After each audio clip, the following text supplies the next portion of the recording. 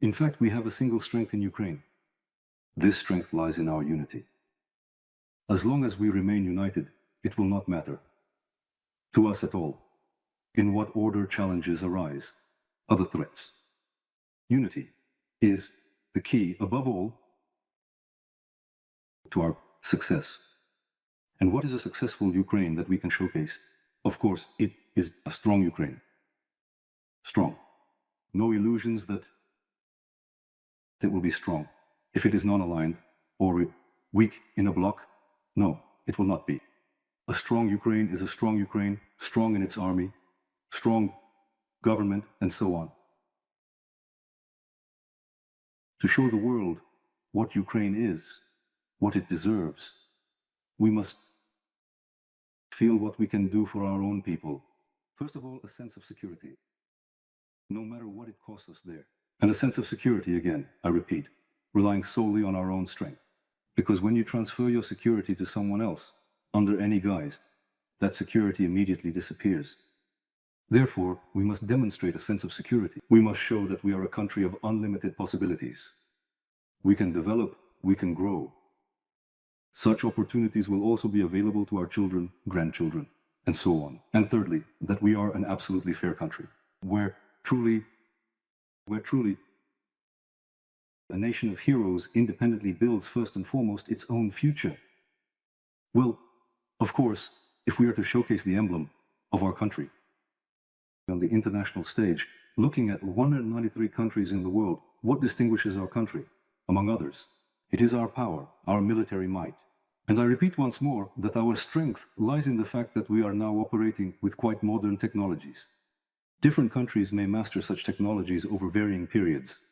Some will need time, others will need patience. The mere presence of technologies will never replace the people I have been talking about. This is where our strength will lie, in the fact that we are strong because we have such wonderful, amazing people, because we have technologies, and because we are united. What does the Ukrainian world mean to you in contrast to the Russian world? The answer is very simple. It is good and evil. It is darkness and light. It is the end of ends, the future and oblivion. These are completely different things, and in some, these things have converged in the struggle for the bright, for the future, for love. This is what the Ukrainian world is, what the Russian world is. Well, Russian. There is not even a point in explaining.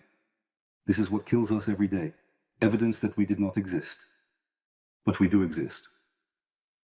From my perspective, I would say that, in my personal opinion, 3 years ago, all of us Ukrainians had a choice. The choice was quite simple. Fight or disappear. Disappear, if not forever, then for a long time. And then we all together made our choice to fight. And we showed not only our enemies and the whole world that we are not just a people with our own history, culture, and religion, but we are truly a nation of heroes. And this, our heroic struggle, has led us to quite remarkable, I believe, and military achievements. Look, we not only managed to stop and defeat the most powerful enemy in the world, we also succeeded in completely changing the nature of modern warfare. As a result of this, we have become a country with, perhaps, the most modern armed forces, possessing, let's say, ultra-modern technologies of modern warfare. They have experience in conducting this war, and most importantly, we have people who are ready to continue fighting. All of this, of course, has led our country to the point where we have become not only a subject, but I believe that today we have become perhaps fully fledged, full participants in the geopolitical process. For example, I understand that everyone realizes that the security of Europe, for instance, today completely depends on us, specifically on our Ukraine. But still, as of today, our struggle continues, despite the blood, the death, and despite all this cynicism. Despite what we see around us, despite the behavior of some of our partners, we continue to fight. We fight with faith in our victory. Why do we need victory? Because we still, unfortunately, I think, have not achieved the most important thing. We have not gained freedom. We have only paid an enormous and extremely high price for this freedom, which we must never forget. We must not forget this.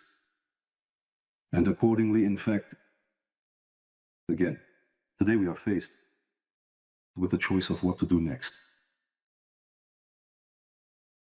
And so this choice, which for me personally, as perhaps a former military person, is a choice between honor and shame. Honor will leave heroes in this nation, and shame is the most terrible thing we can accept. That can happen. Shame before the fallen, before our children, shame, if we allow that these lives we have lost were in vain. What should we do? We must, well, probably ensure that these changes in the geopolitical situation that are happening are solely for Ukraine, for the benefit of Ukraine. We must ensure that our dependence on other countries is, of course, minimal.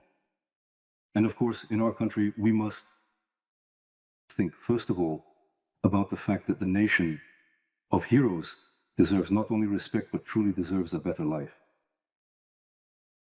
We must remember that to the nation. A nation of heroes will never become just a population. Viktor Andreevich said this correctly. This nation will require truly decisive and radical changes. And now, as we talk about the School of Management within the School of Management, I will say this, that indeed, I absolutely agree with an American member who said that the closest danger in times of such instability is not the instability itself, but rather actions. Accordingly, the logic of yesterday, which is absolutely unsuitable for today.